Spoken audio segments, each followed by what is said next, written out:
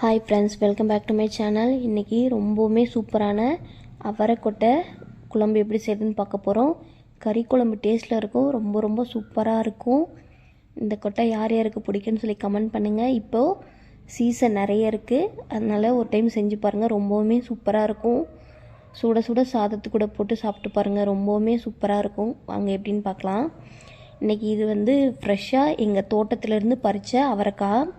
ஒரு நாள் விட்டுட்டு அடுத்த நாள் உரித்து எடுத்து வச்சுருக்கேன். இப்போ அவங்க எப்படி செய்யுதுன்னு பார்க்க போகிறோம். நம்ம இன்றைக்கி மசாலா அரைச்சி தான் செய்ய போகிறோம். ஒரு வானல் வச்சுக்கோங்க, கொஞ்சமாக எண்ணெய் விட்டுக்கலாம். ஒரு 100 கிராம் அளவுக்கு சின்ன வெங்காயம் போட்டு நல்லா ஃப்ரை ஆக விட்டுறலாம். நீங்கள் சின்ன வெங்காயம் இல்லைன்னா பெரிய வெங்காயம் கூட எடுத்துக்கலாம். ஆனால் சின்ன வெங்காயம் போட்டால் குழம்பு ரொம்ப டேஸ்ட்டாக இருக்கும். சின்ன வெங்காயம் போடுற அளவுக்கு ட்ரை பண்ணுங்கள். சின்ன வெங்காயம் போட்டு பாருங்கள், நல்லாவே கலர் மாறி வந்துடுச்சு. இந்த டைமில் 2 மீடியம் சைஸ் தக்காளி, நல்லா பழுத்த தக்காளி எடுத்து 2-3 கட் பண்ணி சேர்த்துருக்கேன். இது நல்லா வதங்கணும். இப்போ பாருங்கள், தக்காளி நல்லாவே வதங்கி வந்திருக்கு, கலர் மாதிரி சுருங்கி வந்திருக்கு. இந்த டைமில் ஸ்டவ் ஆஃப் பண்ணிக்கலாம். ஆஃப் பண்ணிவிட்டு இதில் கொஞ்சமாக மஞ்சள் தூள், மசாலா பொருளை சேர்க்க போகிறோம். 2 டேபிள் ஸ்பூன் அளவுக்கு தனியா தூள் சேர்த்துக்கலாம். அப்புறம் உங்கள் காரத்துக்கேற்ப மிளகாய் தூள் சேர்த்துக்கோங்க. நான் தனி மிளகாய் தூள் தான் எடுத்திருக்கேன். அதையும் சேர்த்துட்டு நல்லா கலந்து விட்டுடலாம்.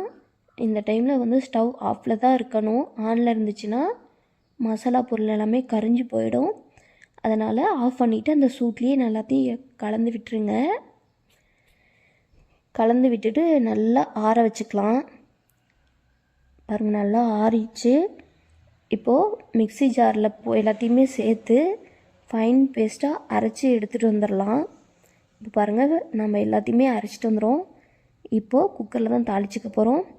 ஒரு குக்கர் வச்சுக்கோங்க, அதில் கொஞ்சமாக எண்ணெய் விட்டுக்கலாம். 1/4 ஸ்பூன் அளவுக்கு கடுகு, கொஞ்சமாக வெந்தயம் சேர்த்துக்கோங்க. வெந்தயம் சேர்க்குறது ஃப்ளேவர் நல்லாயிருக்கும். வெந்தயம் இது எல்லாமே நல்லா பொரியட்டும். இல்லை அரை பெரிய வெங்காயத்தை குட்டி குட்டியாக கட் பண்ணி அதையும் சேர்த்துக்கலாம். சேர்த்துட்டு நல்லா கலந்து விட்டுருங்க. வெங்காயம் நல்லா கலர் மாதிரி வரட்டும். இந்த டைமில் 1 டேபிள் ஸ்பூன் அளவுக்கு இஞ்சி பூண்டு பேஸ்ட் சேர்த்துக்கிறேன். நீங்கள் முழுசாக சேர்க்குறீங்க அப்படின்னா நம்ம வெங்காயம் தக்காளி அரைக்கிறோம் இல்லையா, அப்போவே வதக்கும் போது சேர்த்தி நல்லா வதக்கிட்டு அரைச்சிக்கோங்க. இப்போ இஞ்சி பூண்டு பேஸ்ட் போட்டு நல்லா கலந்து விட்டலாம். உப்பு போட்டுக்கோங்க கொஞ்சமாக, அப்போ தான் அடி பிடிக்காமல் வரும். உப்பு சேர்த்துட்டு நல்லா கலந்து விட்டுக்கோங்க. இஞ்சி பூண்டு பேஸ்ட்டோட பச்சை வாசம் எல்லாமே போகணும். இப்போ பாருங்கள், பச்சை வாசம் எல்லாமே போய் நல்லா வதங்கி வந்திருக்கு. இந்த டைமில் அவரைக்கொட்டை எல்லாமே சேர்த்துக்கலாம். சேர்த்துட்டு ஒரு 2 நிமிஷம் அந்த எண்ணெயிலே நல்லா ஃப்ரை பண்ண விட்டுருங்க. நல்லா ஃப்ரை ஆகி வரட்டும்.